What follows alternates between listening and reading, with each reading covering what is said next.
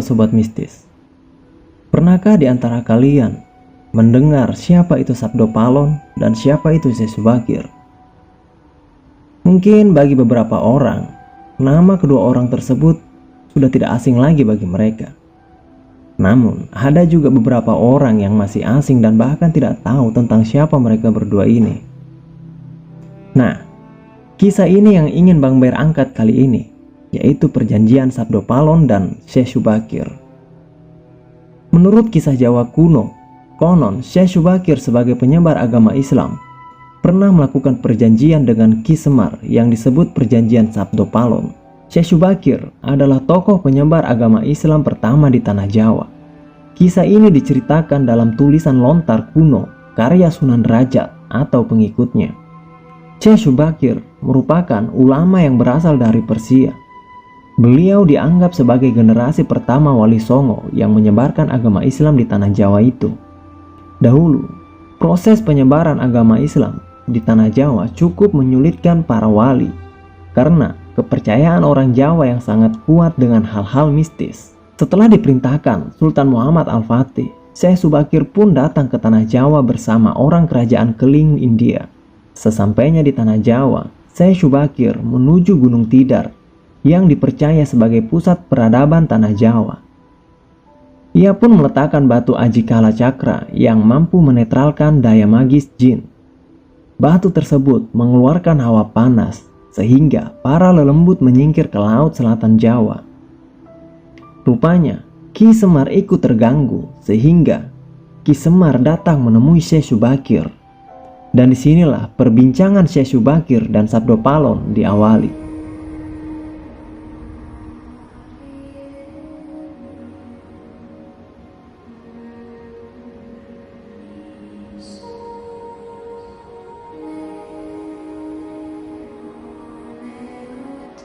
Kisah diawali dengan adanya persidangan di Istana Kesultanan Turki Utsmania di Istanbul yang dipimpin langsung oleh Sultan Muhammad pertama. Persidangan kali ini membahas mimpi sang sultan.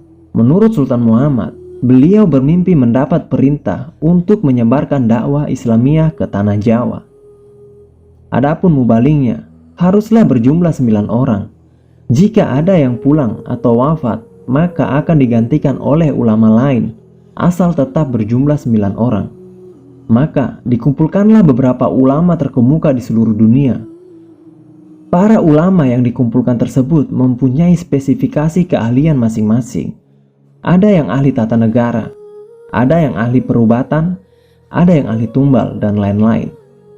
Titah dari Baginda Sultan Muhammad kepada mereka adalah perintah untuk mendatangi tanah Jawa dengan tugas khusus, yaitu penyebaran agama Islam. Dan sejak itulah perbincangan Syekh Subakir dan Sabdo Palon dimulai.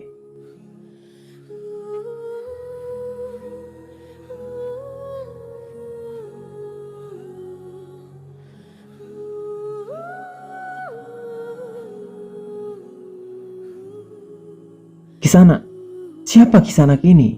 Tolong jelaskan. Aku ini Sabdo Palon, pamomong tanah Jawa sejak zaman dahulu kala, bahkan sejak zaman kedewataan. Akulah pamomong para kesatria leluhur. Dulu aku dikenali sebagai Siang Hayang Ismoyo Jati, lalu dikenal sebagai Ki Lurah Semar Bodronoyo, dan sekarang zaman Majapahit ini namaku dikenal sebagai Sabdo Palon. Oh, berarti Kisanak ini adalah penguasa tanah Jawa ini. Perkenalkan Kisanak, namaku adalah Syekh Subakir yang berasal dari tanah Syam Persia. Jawab Syekh Subakir. Ada hajat apa gerangan jenengan Diko Rawu di tanah Jawa ini?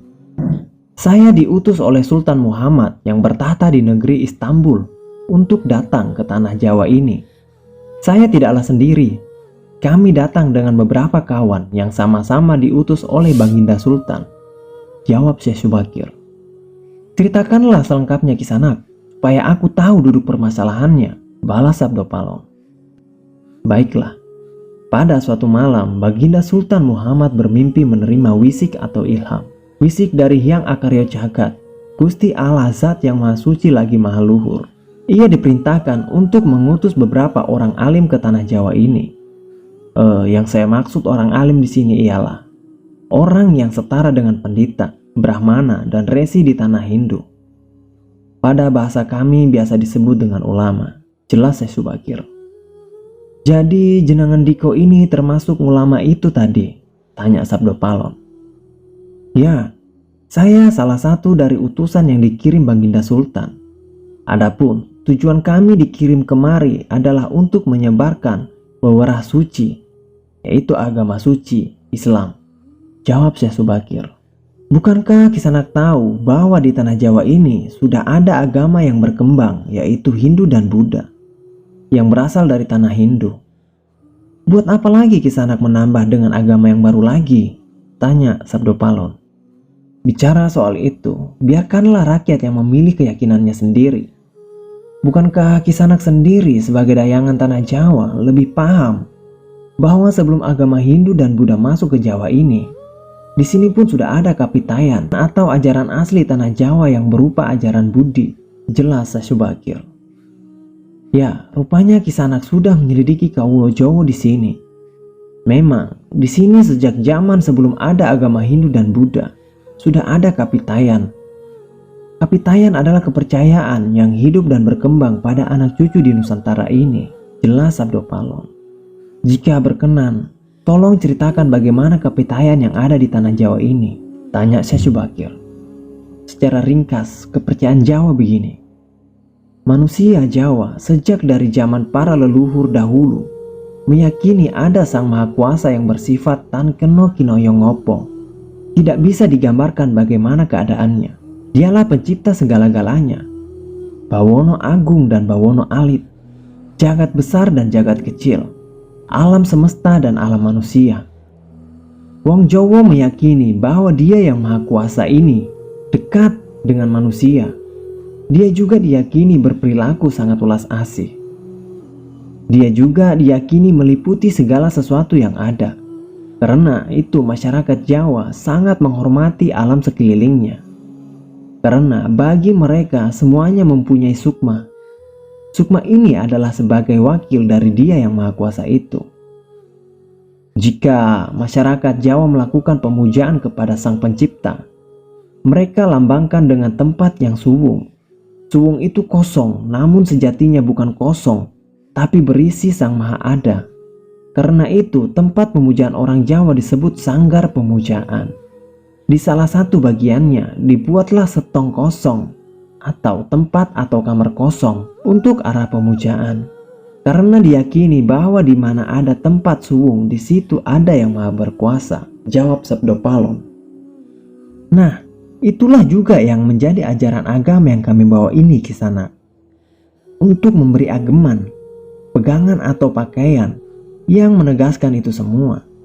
Bahwa sejatinya di balik semua mawujud ini ada Sang Wujud Tunggal yang menjadi pencipta, pengatur dan pengayom alam semesta. Wujud Tunggal ini dalam bahasa Arab disebut Al-Ahad. Dia maha dekat kepada manusia. Bahkan lebih dekat dia daripada urat leher manusianya sendiri. Ajaran agama yang kami bawa ini menekankan budi pekerti yang agung, yaitu menebarkan ulas asih kepada alam, kepada sesama tita atau makhluk. Lihatlah Sang Danyang, betapa sudah rusaknya tatanan masyarakat Majapahit sekarang. Bekas-bekas perang saudara masih membara. Rakyat kelaparan, perampokan dan penindasan ada di mana-mana. Ini harus diperbarui budi pekertinya Kisanak. Jelas Syekh Subakir. Aku juga sedih sebenarnya memikirkan rakyatku ini. Tatanan sudah bubrah. Para pejabat negara sudah lupa dengan dharmanya.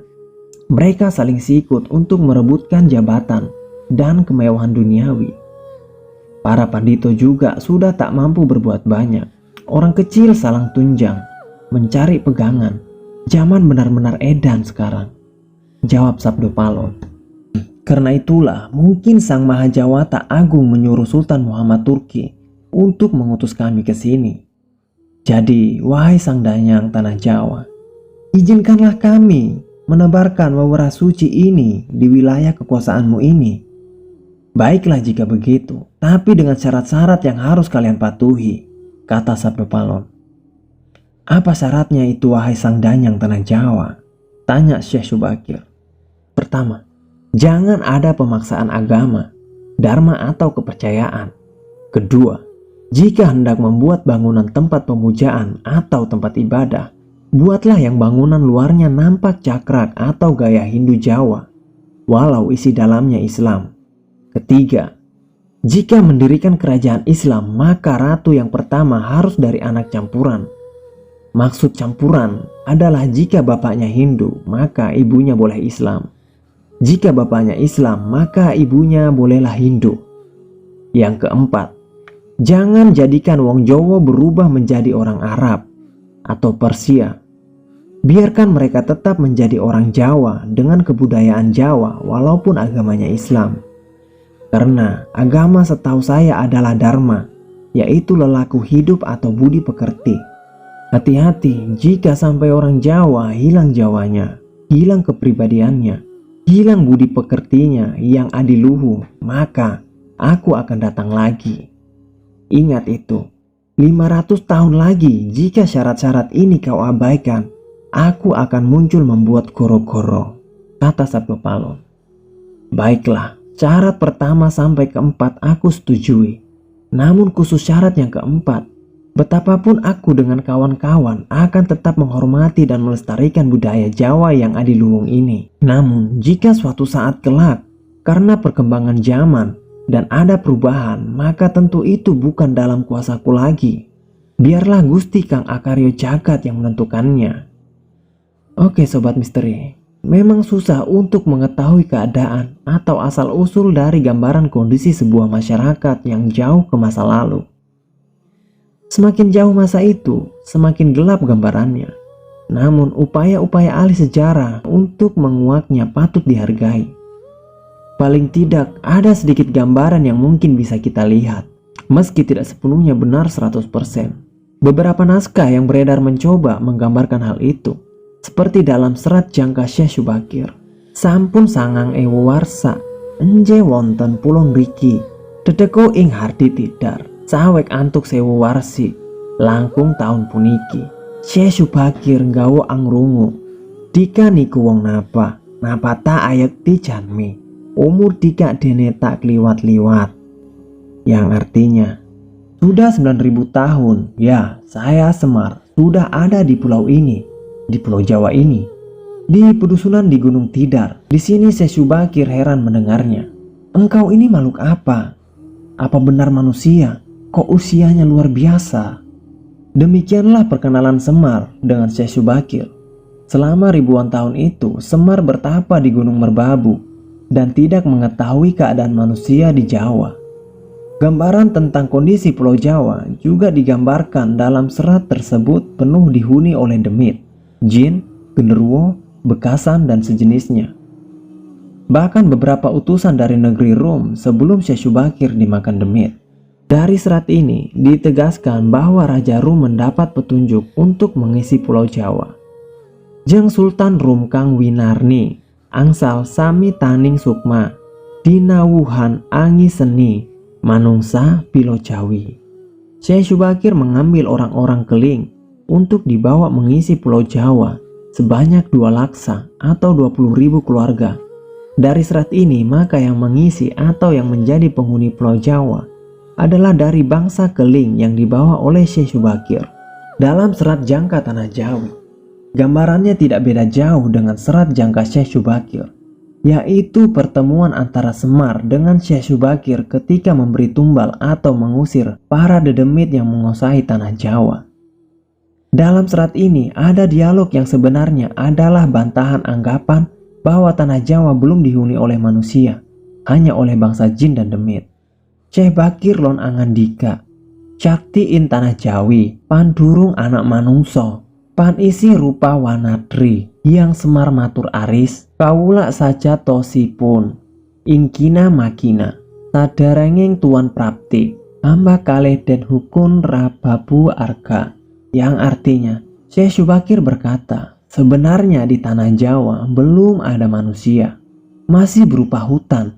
Yang Semar menjawab dengan lembut, hamba ini sebenarnya di masa lalu, sebelum kedatangan Tuan, hamba berdua Semar dan Togok ini penghuni Jawa yang bertempat di Gunung Merbabu. Namun dalam serat ini Semar sendiri menjelaskan bahwa dia bukan manusia, tetapi keturunan dewa, Sang Yang Tunggal atau Manikmaya. Agak sedikit berbeda memang dengan serat jangka Syekh Syubakir. Namun pada intinya bahwa Semar dan Togok di masa lalu adalah penghuni Pulau Jawa. Demikianlah kisah perjanjian dari Syekh Syubakir dan Sabdo Palon. Saya Bang Ber pamit undur diri. Sampai jumpa di video selanjutnya.